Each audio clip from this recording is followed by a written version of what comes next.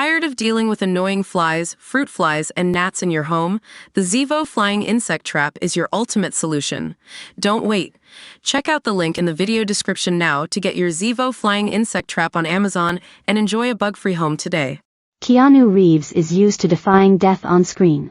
His action hero characters dodge bullets, bend the laws of physics, surf killer waves and stop runaway buses in classics including Point Break, 1991, Speed, 1994, The Matrix, 1999, and John Wick, 2014. But, while the 59-year-old actor constantly escapes tragedy in movies, off-screen he has been surrounded by it. Over the decades, he's endured the heartbreaking loss of numerous loved ones, and his own ending, he recently revealed, is always on his mind.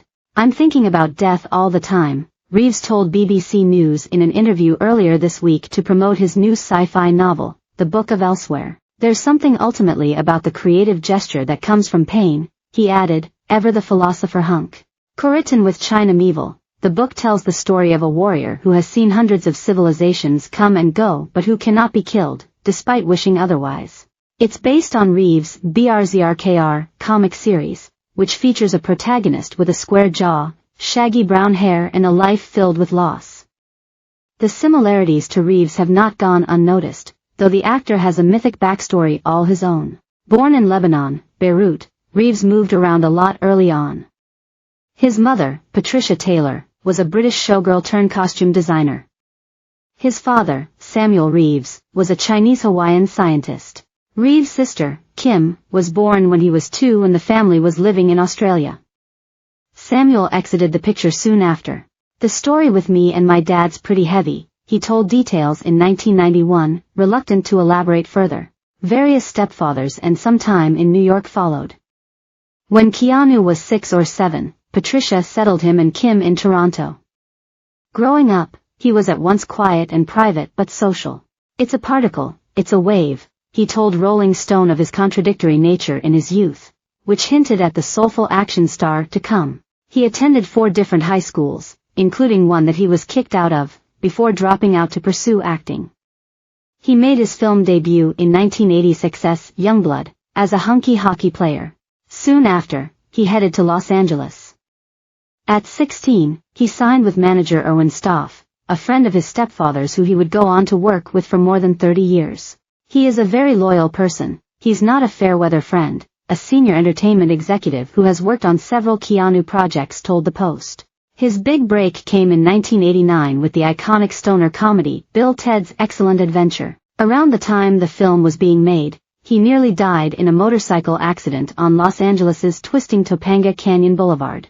He hit a hairpin turn going too fast and laid on the road for a half hour before help arrived. At one point, a truck sped past and ran over the helmet he'd been wearing and had removed as he lay there. "I remember saying in my head, 'I'm going to die,'" he told Rolling Stone. "I call that a demon ride." Ultimately, his spleen had to be removed and he was left with a thick scar on his stomach. But, such incidents didn't tame him. The 1991 Details interview portrayed him as defiantly riding without a helmet, calling California's law requiring such head protection, "petty government bulls." In recent years, the entertainment executive told the Post of Reeves riding up to meetings on motorcycle, thankfully wearing a helmet, which he'd removed cinematically and set on the boardroom table. With such a penchant for danger, it was natural that Reeves eventually formed a tight bond with the reigning bad boy of the era, River Phoenix. The two were introduced by Martha Plimpton, who was dating Phoenix and had co-starred with Reeves in the 1989 comedy Parenthood. The young stars quickly grew close, thanks to a shared love of music and aversion to Hollywood's glitz. They also had unstable, traumatic childhoods in common. Phoenix had grown up in the Children of God cult and reported being sexually abused as a 4-year-old. The two went on to appear together in I Love You to Death, 1990, and, more notably, My Own Private Idaho, 1991, as 2 gay hustlers on the streets of Portland, Oregon. "They were really talented, and they were also sort of profoundly beautiful," the latter film's director, Gus Van Sant, recalled. "The shoot was a memorable one, from the various sex scenes to faux